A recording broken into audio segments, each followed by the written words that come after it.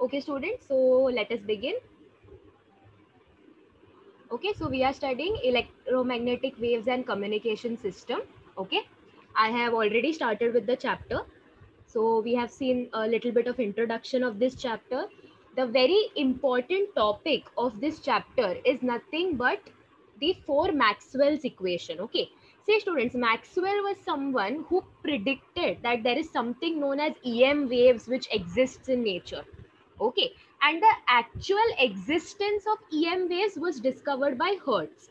If you all remember, okay, one request, everyone, please sit with your textbooks. Okay, everyone, please sit with your textbooks and please be on this chapter, which starts from page number 229, so that you all can mark if I ask you all to mark something or if I ask you all to write down something. Okay, fine. So as I was saying that Maxwell put up an idea of EM waves using the four Maxwell's equation. So we have seen each one quite in detail. Okay, now in these four equations, Maxwell's contribution was only in the last one. That was Ampere's law. He modified it as Ampere-Maxwell law by adding a term called drift current. Okay, everything I have explained. For students who have not attended the previous lectures, I am requesting you all please go and watch the videos. Okay, fine. All right. So Maxwell put forward the idea that there is something called EM waves present, and Hertz was the one who discovered it. Okay. So students, EM waves are something that can travel in vacuum or they can travel in any medium. Okay, fine. They are transverse in nature. How EM waves are produced? They are produced because of accelerated particles. Okay. Again, all these points were covered last time. Now, EM waves are produced because of accelerated particles. And if you all just have a look at this graph or look at this waveform that is there. Okay, EM wave is nothing but electric field and magnetic field. So how it works? Changing electric field results into magnetic field. Changing magnetic field results into electric field. Both of them are perpendicular to each other, which you all can clearly see from the waveform, right? Okay, fine. Both of them are perpendicular to each other and they are also perpendicular to the path of propagation. Students, what is the path of propagation? The axis or the way through which the wave is moving forward. So if I look at this waveform that is drawn over here, Z axis is the path of propagation. Okay, fine. So my electric field, magnetic field are perpendicular to each other and they are also perpendicular to this Z axis. Okay. And how EM waves are produced? Because of accelerated particles. So I think so till here we have finished last time. Okay. Now we will start with characteristics of EM waves. Okay, fine. Just 1 minute. All right, so let us quickly say, students, say characteristics are very simple. Okay, like just you all read the statement, you all will understand what it means. Nothing much complicated explanation over here. The electric and magnetic fields, just 1 second, let me just zoom it in a little bit. Okay, all right. The electric and magnetic fields, that is E vector. I hope you all know what a vector quantity is. Okay, something that has magnitude and direction. So electric and magnetic field denoted as E vector and B vector are always perpendicular to each other. We know that, we have seen the waveform, right, of EM waves, and also to the direction of propagation of the EM wave. So in the waveform, remember that waveform that we just saw. Okay, so my wave is propagating in the Z axis. Okay, fine. So wave is also perpendicular. E is, let me show you all the diagram only rather than just explaining. Just 1 second. Okay, students. Yeah, so you all can see your x-axis, on x-axis electric field lies, on y-axis the magnetic field lies, and both of them are perpendicular to each other. Yes or no? They are forming a 90-degree angle.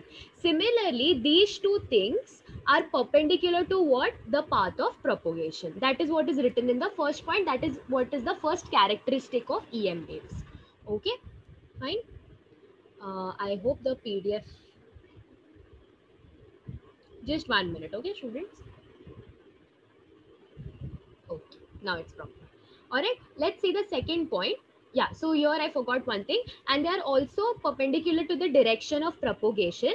Thus, we can say that the EM waves are transverse waves. I hope you all remember the difference between transverse waves and longitudinal waves. Yes or no?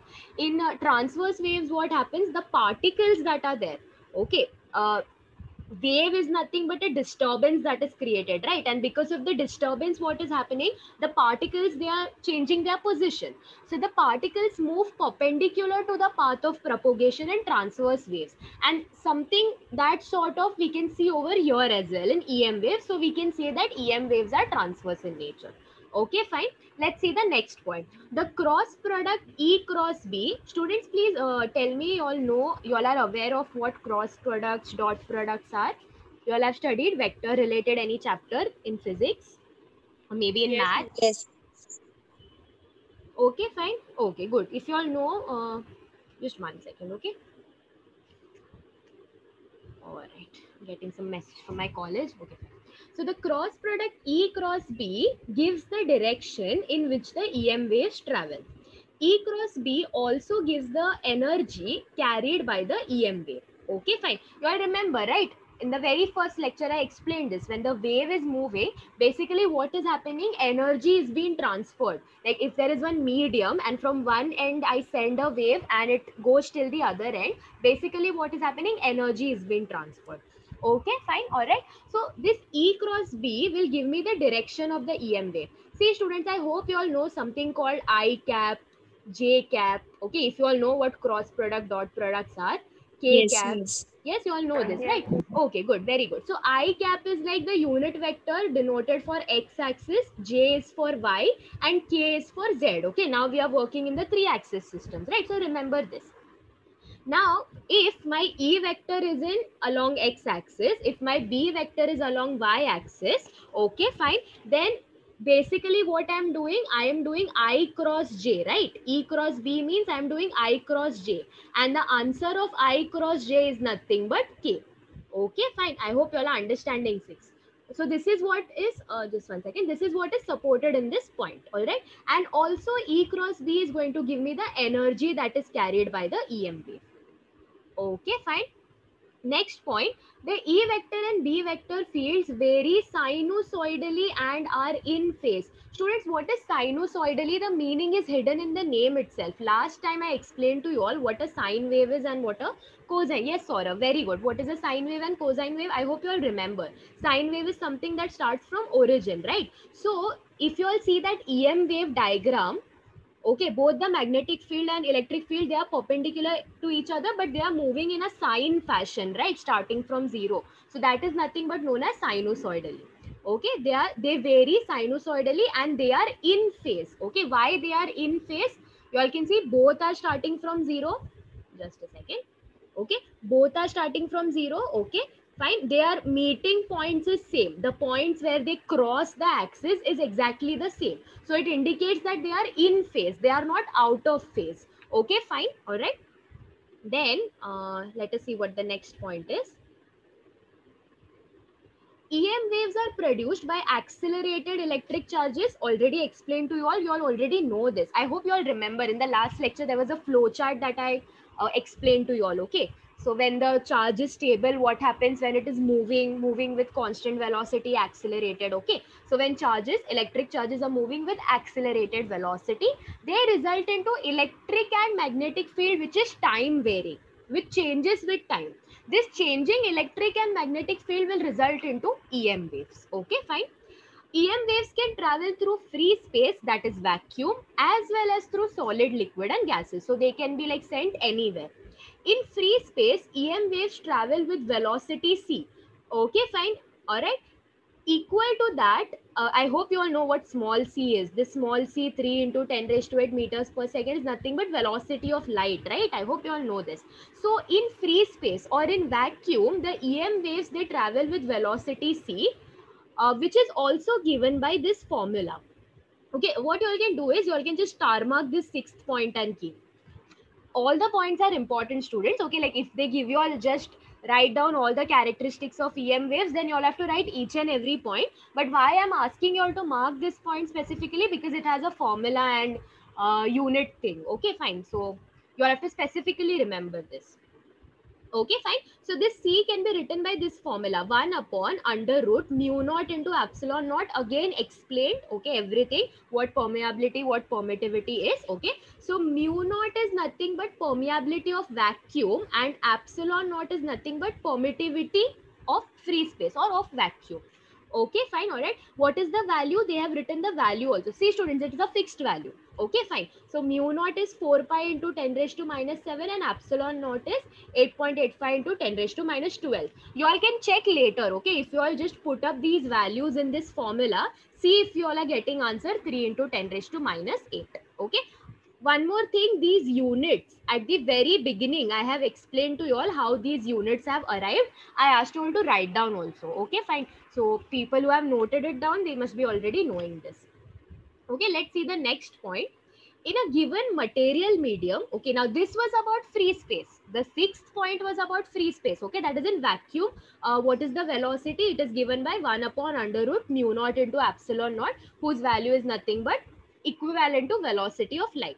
But what if it is not in vacuum and in some other material or in some other medium? Okay, then the velocity is given by Vm and the formula will become 1 upon under root mu into epsilon. Students, the formula is exactly the same. What has happened? The naught part has disappeared. The mu naught, epsilon naught has disappeared because now we are not in free space.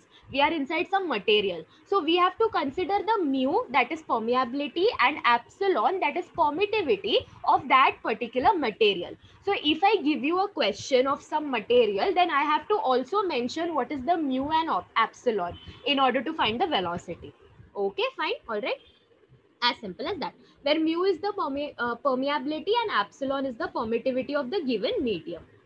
Okay, fine. The next point, EM waves obey the principle of superposition.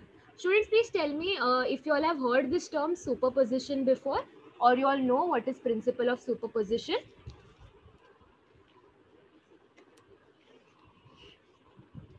Have you all heard it before? Okay, all are sending in chat. No miss. Okay, what about others? Okay. Okay.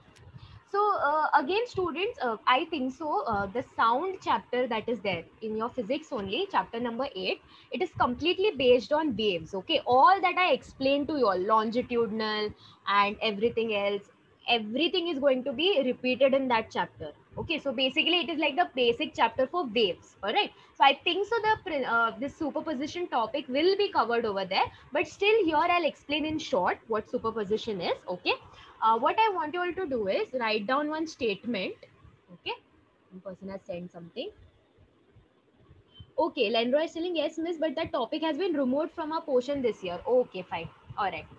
See, students, if it is removed, then well and good. You all don't have to study about it, but you all should know what it is. Okay, because it is going to appear in many places. All right. So what you all do is, I have one statement. Don't write it for your answer. Okay. If you all get characteristics of EM waves, simply write that EM waves obey principle of superposition. That's it. Whatever I'm going to dictate is only for your understanding. Okay, so please write down principle of superposition, put a colon, and then whatever I'm dictating, please write that down. It is a little big statement, so you all can write it here, maybe in the empty place, or maybe you all can write it down in your notebook. Okay, so the statement is the resultant displacement of a number of waves, the resultant displacement of a number of waves in a medium, the resultant displacement of a number of waves in a medium at a particular point,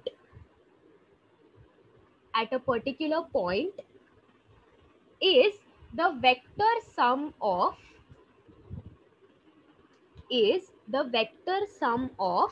the individual displacements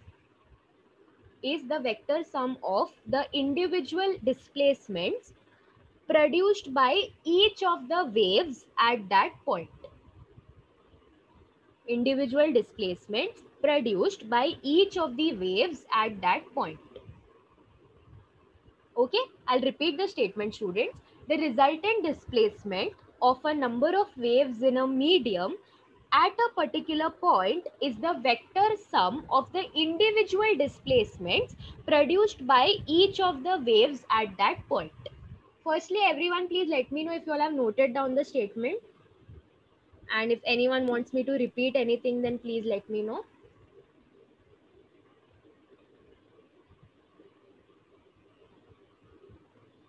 Yes, miss. Okay, what about others? See, I'll read it out once again, okay? The resultant displacement of a number of waves in a medium at a particular point is the vector sum of the individual displacements produced by each of the waves at that point.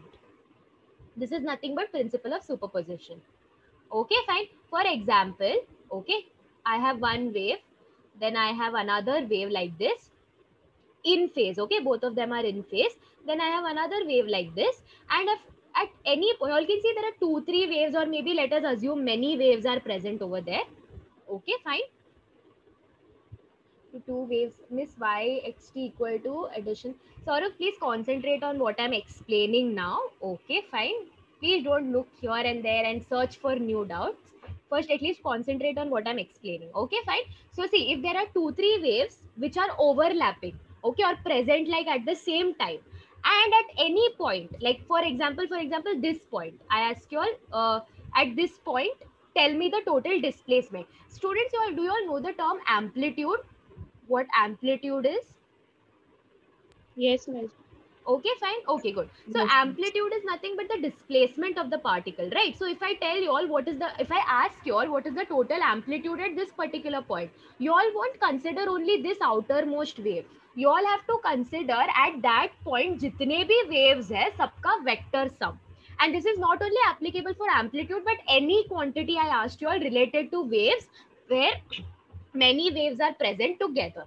Okay, this is nothing but principle of superposition. I hope you all understood. So EM waves, they obey the principle of superposition. Okay. Okay, students, before I continue, there is only 1 minute left for the session to end. Please see to it that you all rejoin the session without fail. Okay, fine. All right. Now, what is the next point? The ratio of amplitudes of electric and magnetic field is constant. Okay, you all can mark this ninth point also, like you all can star mark and keep. The ratio of the amplitudes of electric and magnetic field is constant at any point, and it is equal to the velocity of the EM wave. Okay.